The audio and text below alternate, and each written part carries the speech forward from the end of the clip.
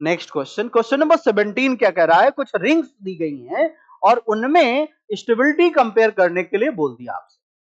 तो देखो, जिस रिंग की एंगल स्ट्रेन सबसे कम, आप जानते हैं, उसकी स्टेबिलिटी सबसे ज्यादा हो, ठीक है।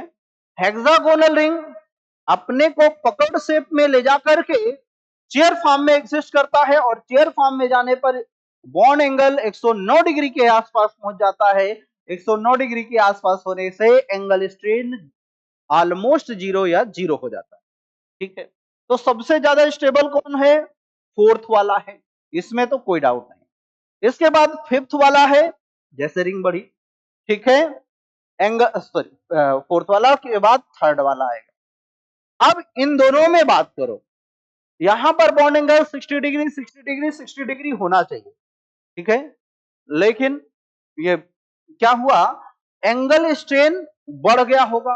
एंगल स्ट्रेन का मतलब क्या है कि डेविएटेड एंगल फ्रॉम, कहां से, normal tetrahedral bond angle 109 degree 28 minute, उससे ज्यादा डेविएशन है, तो एंगल स्ट्रेन बढ़ने से स्टेबिलिटी घटती है।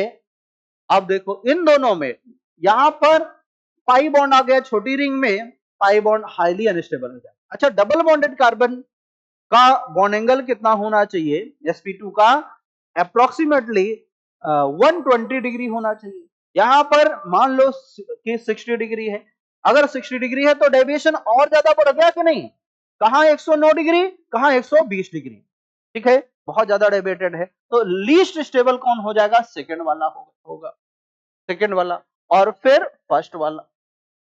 तो ये क्या हुआ, स्टेबिलिटी का ऑर्डर, सॉरी, और सबसे ज्यादा स्टेबल फोर्थ वाला, फोर्थ हुआ, इसके बाद थर्ड हुआ, थर्ड के बाद फर्स्ट होगा, और सबसे कम होगा सेकेंड वाला। ऐसा देख लो कौन सा आया, ए ऑप्शन। क्लियर हुआ।